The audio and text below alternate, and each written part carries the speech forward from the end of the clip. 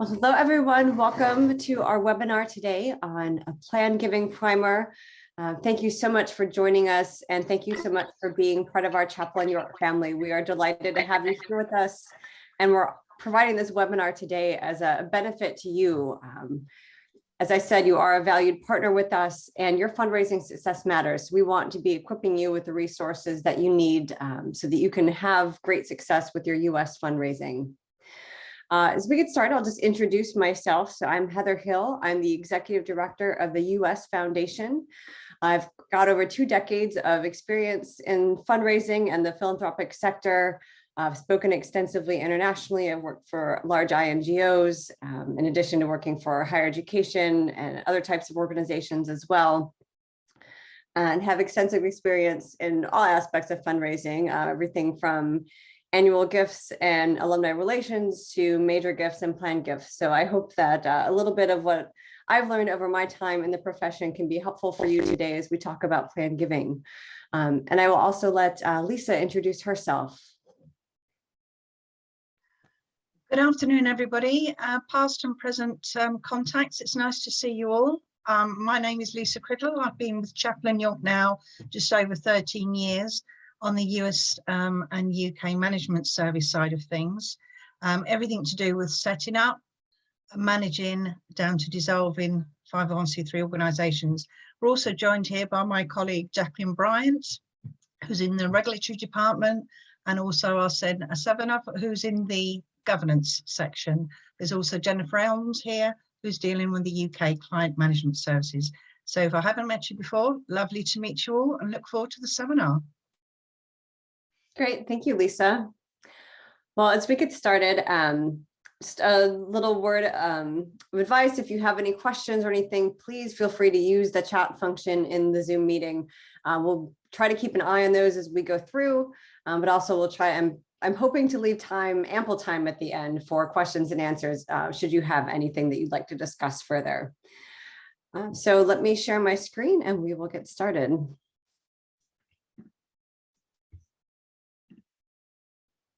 All right, as I said, today we're covering a plan giving primer. Let me share with you a bit about what exactly we'll be covering today. So we'll talk about the basics. Again, that's why I called it a primer. We're not going to go into the very complicated options for plan giving, but just some very simple basic things that your donors can utilize through your US presence, whether you're a 501c3 client or whether you have a fund with the US Foundation. Plan gifts are an option. Your donors can make those through us, and we are happy to be able to share some legal information and structure as to how that can happen. So today we'll talk about bequest. Sometimes they're called gifts in will or legacy gifts. We'll talk about beneficiary gifts. That's things like life insurance policies and retirement plans and funds, and lifetime income gifts. So things like trusts. And just a disclaimer, we strongly recommend that donors consult with legal counsel for any planned gifts that they're working on with you, just to make sure everything is exactly as they want it. So our content today is not a substitute for legal advice. So just want to make that clear. Also wanted to note that we're talking about the mechanics of planned gifts today, not so much the fundraising element of it as far as what motivates a donor to make a planned gift, what those conversations might look like. But I would suggest, if you haven't already done a little bit of work on that, a great resource is a PhD named Russell James. So Russell James is a professor at Texas Tech University in the US. He's spoken extensively internationally and published internationally as well. His specialty is research into the human brain and having conversations about planned giving and legacy gifts. And what his major finding is, I'll give you the nutshell version if you don't have time to read through some of his work, but it's that when you're talking to a donor about a planned gift, it's talking to them about how they'd like to be remembered, what story they want to tell. And that's really where you see the greatest resonance with donors, what inspires them the most. And generally the parts of the brain that light up when they're talking about this have to do with story and autobiography and thinking about themselves in that way. Talking to them about, how do you plan to distribute your funds after you pass? is one way you could approach it, but it's not going to be the most effective way. Asking the donors about what they want their story to be is really what will inspire and motivate planned gifts. So if you have a chance to look up Russell James, he has a website. He's all over the place with his publications and research. He's very accessible for a non-academic reader. He presents to fundraisers all the time. So I would highly recommend him if you're looking for more about donor motivations for planned giving. But with that, we will dive into the mechanics of them, starting with bequests. So as I said, they're also referred to as gifts and wills or legacy gifts, and 9% of all charitable donations in the US come through bequests. So that's a fairly good percentage. Again, it's one of the more simple vehicles that, sorry, my cat, can use in their planned giving. And it's a lot more accessible versus some of the more complex instruments such as trusts and annuities and things like that. Charitable bequests do reduce estate taxes on the donor's estate. So there is a tax benefit for making them. And there's two primary types. Pecuniary, which means a specific amount or a specific percentage that the donor is designating for the charity from their estate, or residuary. So that's the residue or the remainder of what's left in the estate after other legacies and expenses have been paid. So essentially after other gifts have been made, after any expenses associated with executing the estate have been paid out, then you would receive either a portion or a full amount of the residuary of the estate. You can also do bequests of property, things like art, jewelry, real estate. That gets a little more complex as to how that's managed once that gift is received. That's for another webinar, but just letting you know that is another way that donors can give to you in the bequest. Gifts of property are also possible while the donor is living. And if you're interested in learning more about that, you can contact me or you can contact Lisa, and we're happy to have a chat with you about how that works. So we'll talk a little bit more about pecuniary and residuary. And I think what will be most helpful for you in your fundraising work is knowing how those need to be written, especially going through your US 501c3 or working through the US Foundation, because it's a bit different than the donor giving directly to you. So while I recognize that planned giving can be a bit more of a dry topic, and again, we're getting into some of the specific legal language today, I'd like to take a moment to acknowledge that pecuniary is just a fun word. So there, a bit of levity for your webinar. So with the pecuniary bequest, again, that's talking about a specific amount or a specific percent. So I have this template language here. You don't need to scramble to write this down. We'll be sending the slides to you after the webinar is complete. I've highlighted the bits that you will want to customize for your 501c3 or your fund with the foundation. There's also blanks in there, depending on what the donor would want to do if they're giving a specific amount or a specific percent. But essentially, what we're doing here is that the donor is requesting a specific dollar amount, specific percent to, and this is for 501c3s, is the first one here, charity names, whatever your registered 501c3 name is in the US. Your tax ID number is always helpful to include into the bequest language. There's no confusion if there's something with a similar name. We want to make sure that you're getting that gift and it's not erroneously being attributed somewhere else. You can say for general purposes, should there be specifics that could be in there as well, but generally with the bequest, you'd see general purposes.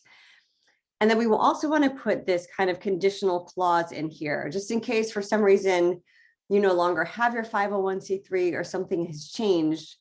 So that's why this bit is in here that's highlighted. If you're not a 501c3 tax exempt organization, then putting whatever your charity name is in the country where you're based. So put your charity name and your country. So, the School of the Arts in the UK. And then if you have your registered charity number in the UK, putting that in as well. So that way, if there's ever any shift in your 501c3 status in the US, it's absolutely clear where the donor had intended that gift to go, and that is to you. So we also have it here for the foundation. It's very similar, except you can just put in the Chaplain York US Foundation Inc., which is our legal name, and then our tax ID number. So this is already filled in for you. The bits that you'll need to fill in would be whatever your fund name is with the US Foundation. the purposes of the gift.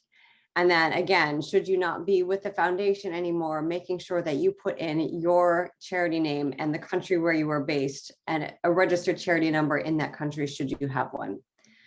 So again, it's just really wanting to be clear, all the different possibilities that might happen, but making sure that the executor of the state, any lawyers or other arbiters that are involved have all this information as thorough and comprehensive as possible. So you're not the donor's not leaving them to guess what they had intended, but it's very crystal clear in the way that the bequest is written. Residuary is very similar. Again, in here, it's the residue of my estate or X% of the residue of my estate.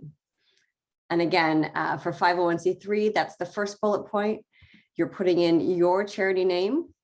You're putting in your tax ID number for your registered 501c3. And then again, the clause that if you are no longer a 501c3 in the US, putting in your registered name in the country where you're based and your registered charity number there. And then same thing for the foundation. We've got the Chaplain York US Foundation and our tax ID number here already filled in. But again, you would want the donor to note your fund name, and again, putting in your charity name, country where you're based, and your registered charity number, just in case when the donor passes, you're no longer with the foundation. But we hope you'll stay. So just that's a basic overview of bequest. These are the two primary kinds that you'll see: a pecuniary and a residuary. And these are the key bits of language that your donor will want to include in that formal legal document that is sharing their estate plans. And again, they will want to review this with their lawyer, with their advisor, just to make sure everything is properly documented. I always think that's just a good exercise anyway, so that there's a third party that's involved outside of the charity who can say, yes, this was the discussion that Mr. Smith and I had, and these were his intentions with his estate. So can't emphasize that enough. It's always good for the donor to consult with legal counsel. So those are requests. Let me just look to see, do we have anything happening in the chat? I think we are good. Okay. So beneficiary gifts. So those would be things like life insurance policies. In this case, what we're referring to here is a donor making that your charity, whether that's your US 501c3 or your fund through the US Foundation, the beneficiary of a life insurance policy. So when the donor passes, that policy pays out to you. There are also retirement funds, so things like IRAs, 401ks, 403bs, or pensions. Those are the standard retirement funds that we see in the US. And donors can make you the beneficiary of those plans, either in full or in part.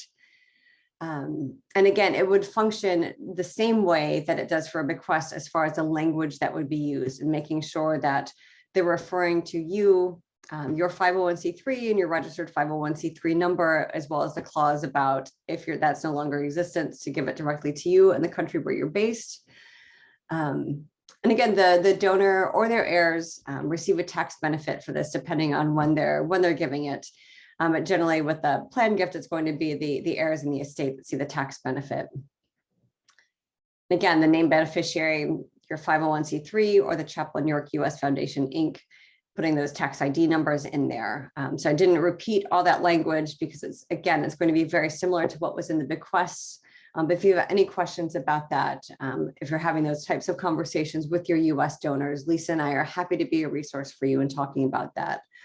But again, I would almost say these are even more simple than a bequest, because they're not having to create a document. They're just having to name you as the beneficiary of the policy or the funds. Now I'll talk about something that's a little bit more complicated, charitable remainder trust.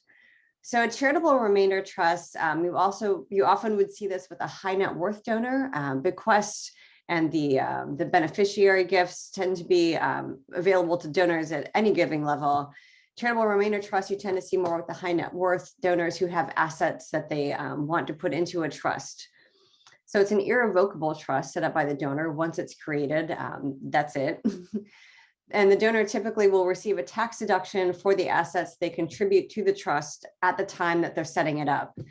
So this is a great option for donors who have appreciated assets that if they put this into a trust with a charitable beneficiary, they're not paying capital gains taxes, they're not paying some of those other taxes that can come on if they were otherwise cashing in those assets. By putting it in a trust, they will receive a tax benefit. So that's a nice plus for this for donors who have the means to do this. And the trust generates a potential income stream that can either be directly back to the donor who sets it up, or it could be to other beneficiaries they designate. So perhaps those are, children, spouse, other family members, however that might function. And then, so that pays out over time in regular intervals. It's generally the earnings that the trust is making by how it's set up. And then the remainder of the assets that are left when the donor passes go to charity. So that would be you. And there's two types. So there's a lot of fun with acronyms when we're talking about charitable remainder trusts. We have CRATs and we have CRUTs. There are also CLATs. We're not going to get into that today. That's a charitable lead trust. CRATs and CRUTs are probably what you would see the most in your plan giving work, especially with your US donors. A CRAT is a trust that's set up through an annuity, and that's distributing a fixed amount each year. So again, this is an income gift, the income that the donor, whoever their designated beneficiaries are receiving from the trust while the donor is living would be a fixed amount with a CRAT. And the CRUT is a charitable remainder unit trust. So the unit trust is distributing a fixed percentage of the assets in the trust. And the other bit with that CRUT is that the trust is reevaluated each year. So it's revalued.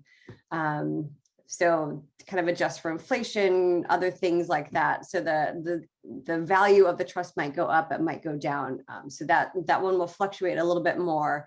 With the CRAT, it's pretty much fixed and it'll stay there. What it was valued at when it was established is what it will be valued at going forward. So these are kind of the core plan gift vehicles that I think you will see the most with your US donors. And these are all available to you through your US presence, whether that's your US 501c3, whether that's your fund with the US Foundation. Donors can make these types of gifts through those two US establishments. So with a charitable remainder trust, again, the beneficiary is going to be framed in the same way that we talked about with bequest, where you want your 501c3 legal name and registered number, as well as your charity name and your registered number in the country where you're based. Or same thing with the foundation, you'd want the foundation named with your fund name in there and the foundation registered charity number, as well as your charity name, the country you're based, and your registered charity number there, just in case there's ever any question, it's crystal clear as to what the donor's intentions were. So how do your donors want to be remembered? What do they want their legacy to be? What difference do they want to be able to make in the future of your charity? So plan gifts are a way for donors to leave a legacy and tell their story. And again, as I talked about at the beginning, if you're interested in learning more than that, I can't recommend Russell James highly enough. His work on this has really been groundbreaking as far as what really motivates donors to make planned gifts. Again, these meaningful gifts are often much larger than the outright gifts that a donor is making during their lifetime. Planned gifts are a way for donors to do something much more significant than perhaps they were able to do with their cash on hand during their lifetime. So there's also a lot of stories that go around. I experienced this myself in a couple of charities that I worked with, where there's a donor who'd made very small gifts, very, very humble gifts, who left significant amounts after their passing. There's always those donors who are saving up for a rainy day or having that emergency money that they just don't want to risk letting go during their lifetime, but are happy to see that benefit others after they pass. So you never really know. It's not the wealthiest donors who are making planned gifts. It's the donors who feel most close and connected to you, who really are tied into your mission and value what you do. So building those donor relationships is what really will lead to those planned gifts. It's those who feel most attached and connected to you. And your US donors have this opportunity to make plan gifts to you through your partnership with Chapel New York. So I encourage you to promote that on your website, in your fundraising materials. If you're having one-on-one conversations with your donors, just to know that that's an option that you can raise in conversation to discuss with them. These are the general plan gift options available for you. I know we've gone through a bit quickly, but I did want to leave time for questions and answers, and also leave time if there's anything that Lisa wanted to add that I may have missed. But let's jump over to your questions now. I will stop sharing for a moment, but I'll put this contact information back up at the end. I don't see any questions in the chat, but I would welcome those if anyone has them. And Lisa, is there anything that you would want to add about plan gifts? Anything that you've seen through the charity management side? No, as you quite rightly pointed out there, it's not necessarily the large donors that you get during their lifetime, but it can often be that, as you say, accumulation at the end there. So treat everyone with the same sort of amount. As you say, contact. I think we've got Ella, got a hand up there. Hi, I was just going to ask, to what degree you think, I mean, if we mention in our fundraising literature things like IRAs and cracks and cruts, do individuals who've got the capacity to make them know, would they recognise those words and phrases and know that that was something they can do? Or is it something you need to give more explanation of to kind of tease out and prompt people? Sure. My thought on that is that the donors who have those or are at a place where they could create those in the case of trusts would recognize what that is, especially for the retirement options, the IRAs and 401s and 403s. They will know what that is because they'll have had it for a number of years and have been paying into it. So I think that's pretty straightforward. If you have again, donors who have the capacity to set up a charitable remainder trust, they'll likely recognize that as well. And you can always put in a bit about if you'd like more information, please contact. So if they see it and that sounds familiar, but I'm not exactly sure what that is, then they can follow up directly with you. So that's a good option as well.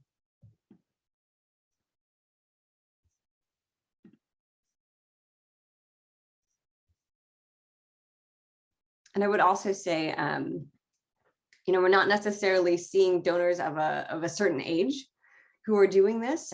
Donors at any age can set up a planned gift. I will say that there's a lot of research that says that donors change their estate plans multiple times, especially in the last 5 years of their life. So it's important too that if a donor notifies you that they've remembered you and their estate plans, that you don't think, oh, I don't want to bother them anymore. I'll take them off communications. It's important to stay connected and engaged and keep them treat them the same way you would have before they notified you, so that they feel valued and cared for and part of your mission. I know there's with some charities, there's a knee-jerk instinct to say, oh, take them off. We don't want to bother them for other types of gifts. Take them off all comms. And then the donor's wondering, well, goodness, I told them I'm doing this and now they're not talking to me anymore. And then they might start to feel detached and reconsider what their plans are. So good stewardship of your planned gift donors, if they share their intent with you, is quite important. And again, just being mindful that can happen at any age and stage. Okay, see, Ellie has a question. Do you recommend we advertise our donors the ability to set up planned giving on our website? I think, if you have a section on how donors are making their gifts through your US presence, just adding a sentence or two. And I would invite them to contact you about that so that you can have a conversation, that you're not just posting language or something that they can pull down and copy into a document, but to say, we are able to receive planned gifts through our US partner, please contact us for more information. And you could say a variety of planned gift types if you wanted to make sure it was clear that there are options available as well. You could put in like a short bulleted list, but I would just say, a sentence or two letting them know that that's an available option and inviting them to continue the conversation. yes, we will be sending out the presentation slides, so not a problem at all, Nikki. Happy to share that with you. We'll be sharing that with everyone, as well as the recording as well. Culture around talking about plan giving in the US compared to the UK. I being quite honest, I would say I think the UK is better at talking about this than in the US. I think the Leave a Legacy campaign and some of those others have really done a bang up job in the UK at just raising awareness among donors and making it a much more comfortable topic and common topic to talk about. It's not that it's uncommon in the US, but it's often quiet conversations that take place. And I would say, unfortunately, a lot of times it's initiated by the donor, when really it should be something that's talked about and an awareness of throughout the donor relationship, that this is something that people do. I think one way we're getting better at it in the US is we're getting better at sharing stories of legacy donors while they are still living. So them talking about why they've chosen to make a planned gift to X organization and what they're hoping that will do for their legacy after they pass. So again, we're getting there in the US. We still have a ways to go, I think, as far as the comfort level. And again, it's not a comfort level of the donors. It seems to be a more of an issue with the fundraisers broaching the topic. So progress needs to be made yet, but again, I think it's a lot more common in the UK, but it's not that it's uncommon in the US. It's just more of a delicate conversation, we'll say. Would you agree with that, Lisa? Yeah, definitely. Yeah, it's always been a bit comical to me because it's not as though donors are unaware that this is an option for them to give. So for a fundraiser to have the conversation is not out of line. Yeah, don't, just because it's we're funny about it here as far as raising it in our fundraising profession, please don't hesitate to share that information with your donors and let them know that's an option, because many of them are looking for that information and would find it valuable to know that they can do that. I will say this isn't just a conceptual webinar either. We have had planned gifts received through the Chapel in York charities. So I know through the foundation, we've had that come through and quite successfully. So there is proof of concept that this does work and that donors will do this. So I hope that what you've heard today will help those conversations and encourage and inspire both your fundraising work and your donors to do something lasting for you and your charity mission. I'm just going to pop back up the contact info for Lisa and myself in case you have any questions afterwards. Please feel free to contact us at any time, whether that's about your planned giving efforts, whether that's about your fundraising, or any questions you have at all about how we can be helpful for you with your US fundraising. We are here as resources for you. We appreciate your partnership with us and we want to be helpful. So know that we are available and we are happy to have these conversations with you. So as we wrap up, again, I just want to thank everyone for coming. We are so glad that you've been here. I hope that the information shared today is valuable and useful to you in your US fundraising and can open up some new conversations with your US donors. We will be sharing the video as well as the slides with you afterwards. So you'll have that language that was shown in those early slides about how you can be named as a beneficiary through your US presence. And again, if you have any questions, feel free to contact Lisa or myself. Lisa, any parting words from you? No, thank you very much for your time, everybody. Much appreciated. I hope you've enjoyed it. Please keep a lookout. There will be more in the pipeline and you'll be receiving notifications about the upcoming seminars. Thank you very much. Great. Thank you, everyone.